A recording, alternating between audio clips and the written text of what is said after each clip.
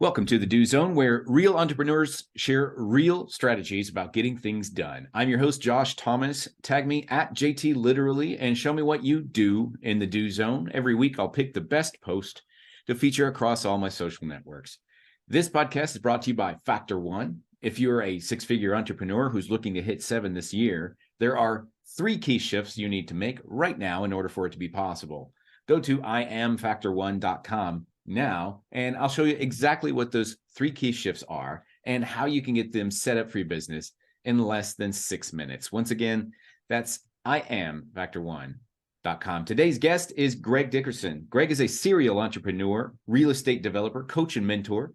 He has bought, developed, and sold over $250 million in real estate, built and renovated hundreds of custom homes and commercial buildings, developed residential and mixed-use subdivisions, and started 12 different companies from the ground up. Greg currently coaches and mentors some of the top entrepreneurs, real estate investors, and real estate developers around the world, helping them start, grow, and scale their business, raise more capital, and do bigger deals. Greg's current clients have over $2 billion in assets under management and deals in process.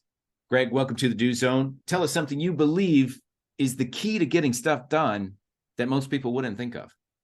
Hey, Josh, thanks for having me. Yeah, it's having zero backlog. I have zero backlog in my life, in my businesses, and I never have. And that introductory bio, that was all 7 years. So I started from scratch, from zero. In 7 years, I built a little company from 0 to 30 million. I sold it. I did $250 million worth of deals using my own money, my own financing through that period, started 12 companies, served on the boards of everything you could imagine in the community, was a leader at church, coached all my kids' sports, was home for dinner every night, had weekends off, took 4 weeks a year in vacations, because I'm an extremely efficient efficiency guru. I'm obsessed with efficiency, and I have zero backlog in my life, and I always have. Wow. You've done more in 7 years than most people have done in like 6 lifetimes. That was just the first 7 of my entrepreneurial journey. So there's been way more beyond that. There's been hundreds of millions to billions beyond that. That was the first 7 years. And yeah, it's all about efficiency. It's all about, being deliberate about what you do, not having any backlog, taking care of everything right now. I know you want to be specific in terms of what does that mean? No backlog. That means I answer the phone, I respond to emails, texts immediately. I don't have a going list of what needs to be put off. I take care of everything right now. So at the end of the day, I've got nothing left on my agenda. Everything is taken care of. And obviously there's some things that you have to move that you can't address right now. But when something comes in, I either respond, delete it, or file it. And it used to be paper, used to be faxes. Now it's emails and texts and things like that. And I'm very efficient with my communication. Phone and text is for communication. Email is for transfer of information. So I operate that way. I let everybody know in my business, the same, to operate the same way from a, communication and information, standpoint. The other thing is I'm a leader, delegator, motivator. So I delegate everything out. So any little thing that, isn't worth my time doing is delegated out. So, those are the lessons that I learned very early on in terms of being efficient, was to, find other resources, other people, other assets to take care of all the little things so you can focus on the big things. And then you get zero backlog. And I'm a good multitasker. I can keep a lot of things going and organized, in my head. And then obviously I keep myself organized on my devices, my email, my files, my folders, going all the way back to when it was a day planner to using, Microsoft products. That's what I use now to keep track of my calendar, my schedules and tasks and things like that. So it's just being organized, being efficient, and delegating all the little stuff. I'm really fascinated by this because I've asked that question probably 150 times now.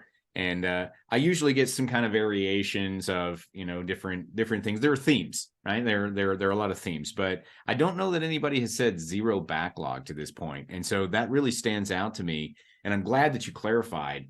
And so what advice would you give to somebody who would love to act like basically at the moment, it's coming in, I got to process it and get it out. What would you say to somebody who feels like, well, maybe I don't have the time to process that right then and there, and I don't have the systems in place? How do you overcome that? So you make the time to get yourself organized and put the systems in place. So, you got to figure out, what those things are that are bogging you down. The other thing about having zero backlog creates anxiety because you're constantly worried about these things that you haven't taken care of and these things that you have to do. And especially for young people, like when you're in school and in college, so I'll give you a classic example. When a homework assignment is assigned, knock it out as soon as you can. Don't go do something else and then wait till later to take care of it. Everybody has the same amount of time in every day. I have the same, 10 to 12 hour work days that I work that everybody else has. So I just take care of things instead of saying, well, I'll just take care of that later. So that's number one. Number two, there's a system for everything, especially now with technology. Whatever it is that's bogging you down, make sure that you've looked for all the solutions, all the answers to organize yourself, and start with your emails. I have, my emails really organized with folders and subfolders with all my projects, contact companies, all the different things I do. I mean, right now I've got, clients all around the country, around the world. I know what all of them are doing. I've got, several companies I'm involved in, dozens of projects I'm involved in. I know where they all are at all times, with my email, and they get filed into there. So I'm not having to search through my inbox, looking at stuff. My inbox stays clean. My outbox stays clean. So that's really the thing is just don't wait, don't put it off. Whatever comes in, respond to it. Either answer it, file it, or delete it. And then don't make a list of things and try to prioritize and do all that and set aside that one day a week where I'm going to answer all my emails. I mean, those are the most disorganized people you'll ever meet that can't respond. So, it just takes a few minutes to kind of knock things out as you go. Yeah, well said. So let's transition a little bit into your real estate experience. I've been working in multifamily real estate for about 5 years. And I run into a lot of new investors, and it sounds like you've been working with investors at different levels of this process for many, many years. And so for those of this audience who are looking to get into real estate, or they just started as a real estate investor, what are some kind of common hurdles that you've had to help investors overcome in order to really blow things up and get to the next level? Yeah. Biggest thing is education. So first you got to educate yourself, and it takes three things to be successful in scale, in real estate, multifamily syndication. One, you've got to have either expertise, money, or deals. So you need to have at least one of those things. And the biggest thing that holds most people back is the money. And most people don't know how to raise capital. They don't understand what it means to raise capital, and they're afraid to go ask people for money. They feel like, they're bothering people, or that's inappropriate. What they don't realize and what they need to understand is you're providing a service. Go ahead. Yeah, no, and you made a great point here. The thing that holds people back is money, but there's an asterisk to that, because the money is not holding them back. The uncertainty or the fear or the inability to go and ask for that money, because the money's sitting there waiting for you, as long as you have all of the other boxes checked. And that's one of the things that has always stood out to me is the money's there. Sometimes you have to ask for it, and you have to kind of know how to ask for it.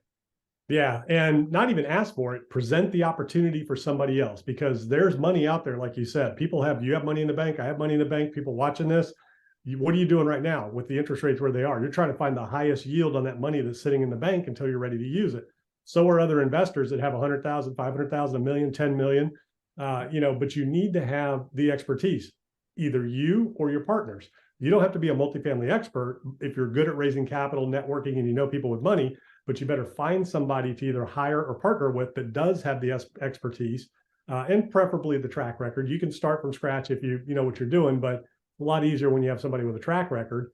But yeah, the key is to remember it's an opportunity that you're offering people. You're doing them a service because they need yield. They need a return on their money because, the markets are kind of wonky right now. They may not have the time to go out and do the deals. So it's a service that you're providing. So you're not even asking, you're just presenting an opportunity for them to invest. Hey, I have an opportunity. Here's this deal. You can double your money in 5 years or triple your money in 5 years, earn a 15% internal rate of return over time. If this is for you, great. If not, boom, I got the next guy, so that's literally what you're doing. You're presenting an opportunity for people to invest. You don't really do it that way, but you're like, that's how you do it. Hey, I have this opportunity for you. Are you in? No, I understand. We'll catch you on the next one. You go to the next guy, and communicating in mass and at scale is the best way to do that with multiple investors. When it comes to the expertise, that's easier to get now than ever before. You're involved in a company that provides education. I provide education. There's tons of information education out there, and there's coaches and mentors. So there's no excuse not to be able to get the expertise now. And then the third component is the deals. That's a hard part. So, deals are very difficult right now. I think transactions are down in this market cycle 80%. across the board right now, just because interest rates went up so fast. Cap rates are kind of, values are kind of in transition right now, and sellers haven't adjusted to the new values. Buyers just can't transact at the current prices, so it's going to take a little time for that to settle out. But those are the three things you need, and that's usually what stops people. And again, it's not because they can't; it's because they just don't know what they don't know. Right, and going one layer deeper on that, money, expertise, and deals. You don't necessarily need all three at the same time. You just need enough people on the team to have those three things covered. And you don't need them yourself. You Yeah. can be the one that puts those three things together. So you can actually get yourself involved. People that have money, people that have deals, and people who, operate. You can put those things together and insert yourself just by making those connections. So you don't even have to have those, but in order to scale and really, you got to have them to get to the next level. But you can get involved just by bringing those pieces together, hence the word syndication. A lot of people think syndication is just, pooling capital to do, bigger deals. It's pooling resources, expertise, opportunities, and the capital.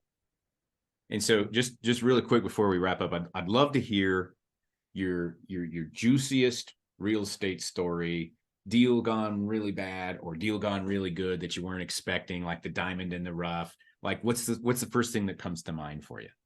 Well, so the worst thing I ever did was a restaurant venture, and I lost $600,000 in 8 months early in my career when $600,000 was meaningful.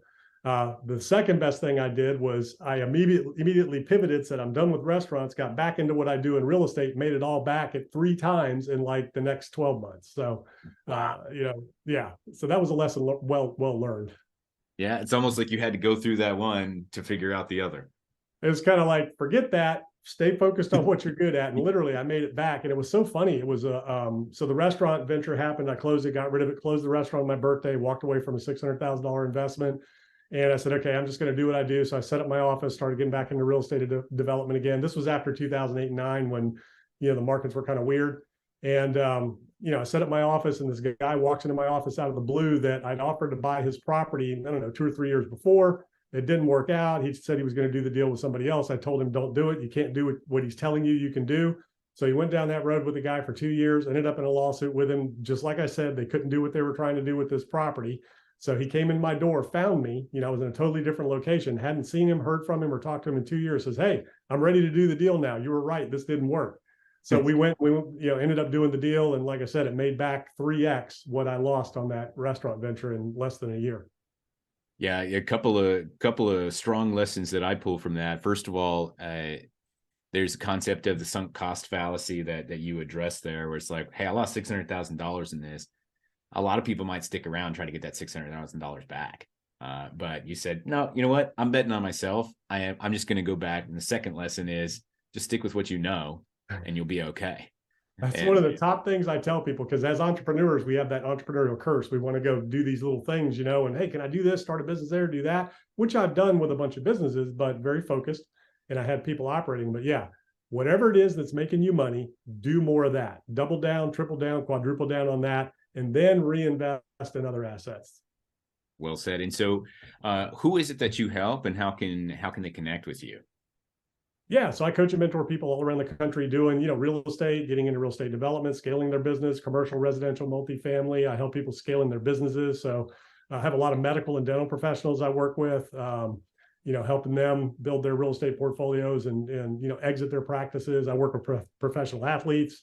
I've got one guy that played in the Super Bowl for the New York Giants, ran the opening kickoff back for a touchdown. And he's creating his development company. So we've got his first project about to come out of the ground, the multifamily development, things like that. So yeah, all the information's on my website, gregdickerson.com. You can see the people I work with and the kind of stuff we're doing. And, it's a lot of fun. Awesome. Thank you so much. Appreciate you being here, Greg. We're going to wrap up from here.